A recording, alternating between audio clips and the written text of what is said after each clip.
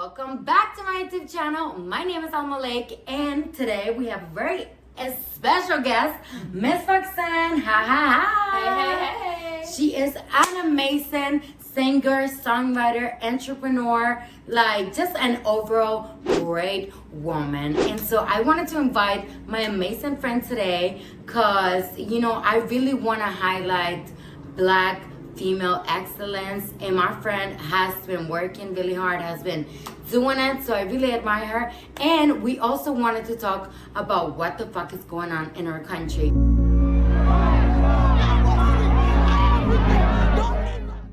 So the first question I wanted to ask you is, what has been your experience, throughout your whole life growing up as a, Black woman in the U.S.? So for starters, like as a young Black girl, mind you, where I'm from is the south of the U.S., which is like the most racist, segregated, prejudiced area of this country.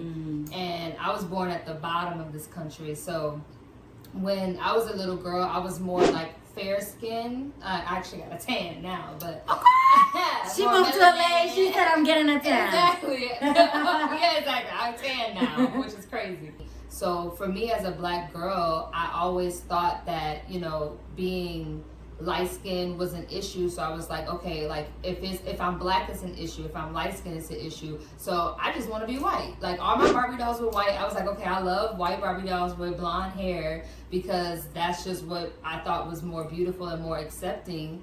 And everything I did, like I wanted to straighten my hair all the time. Like I wanted to wear makeup and have a smaller nose, smaller lips, and all of this stuff growing up because I thought that's what the world was accepting of. But then very short after that, I started to realize like, I love my skin. I love being Black. I love my nose. I love my lips. So if that idea of beauty is what the world thinks, then forget the world because I am happy with this.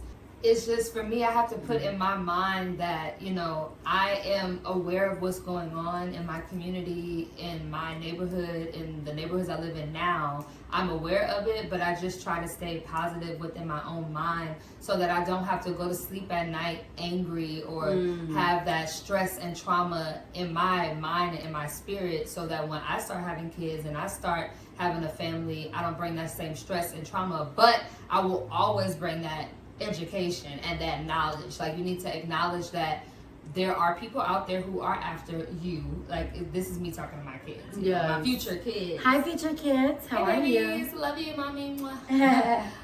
So, amiga, I wanted to ask you, and I feel like it'll be very educational for everybody that follows me to get educated on what it is, that you, like Black communities have been really going through in the U.S. and why there's such an urgency to the matter. Time's up.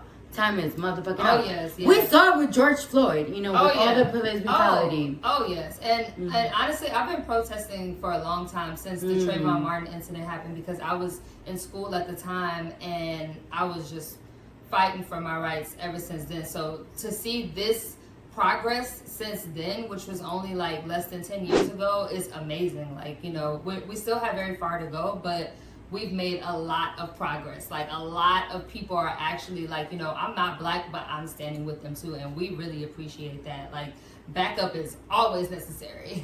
You know what I mean?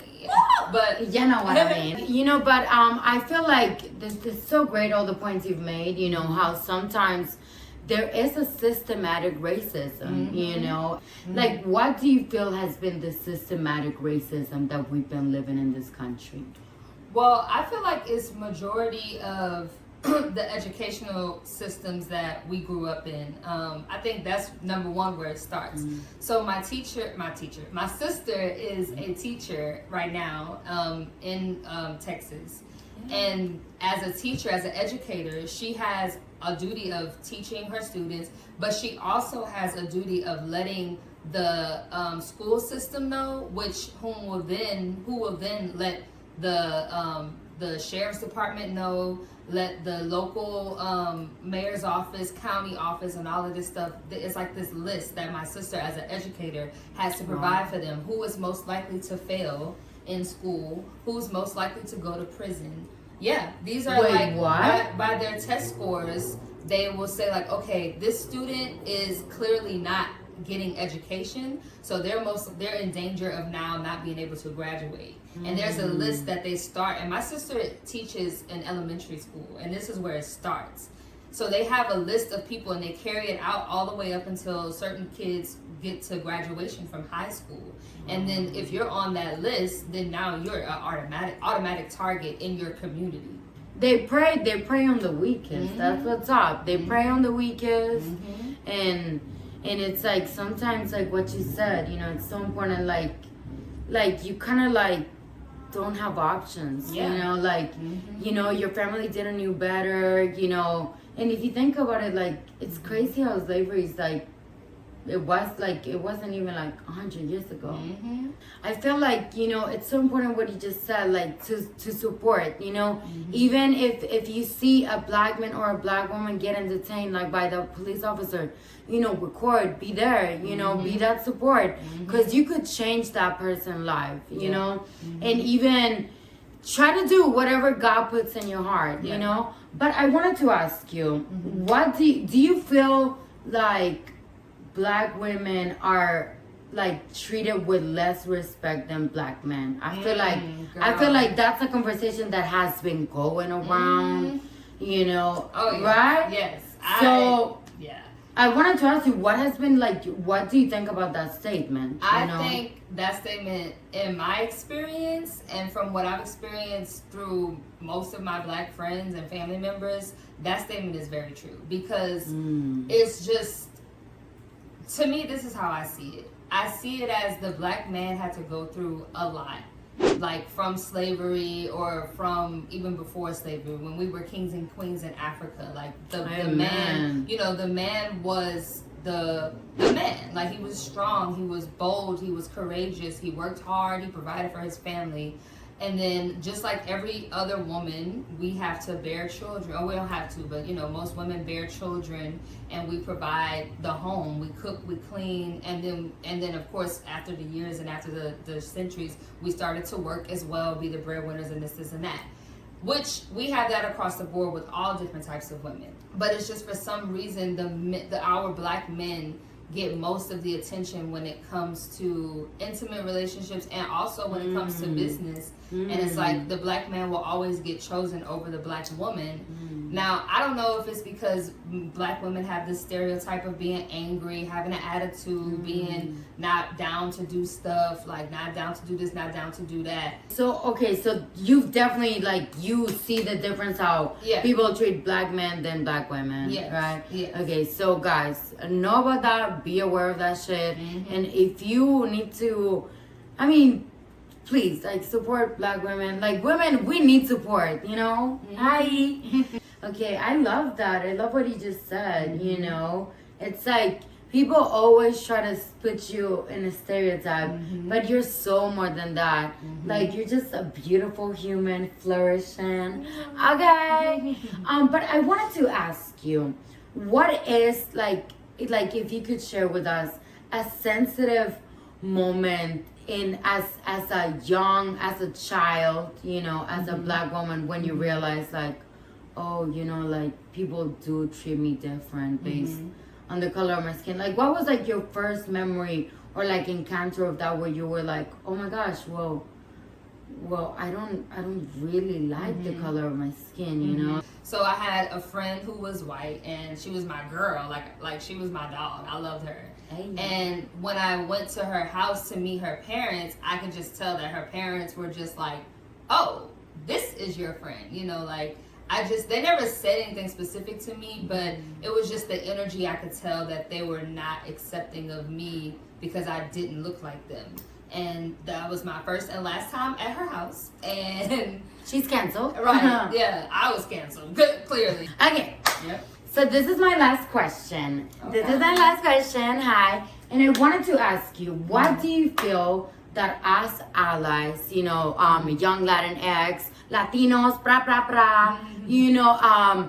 maybe white people that are watching this video, Asian people, all kinds of people. Like, how can we help the Black movement like get stronger? Like, what do you feel like we should do, without, and be politically correct and just, do all the right things? What do you advise us? The first thing I think, and it's also happening, I'm seeing it happening a lot with my friends, is one, not being afraid to say something. Like, I know it's hard because it's like I know it's hard because it's like, I know you don't want to say the wrong thing, but speaking up is amazing. And also educating your Black friends. Like, if you see your Black friends trying to do something and you know the secret, give us the secret. Like, we need the secrets. Like, and it's not even the secret, like, knowledge. It'd be like these little keys and if we could do that more and help each other, or even like,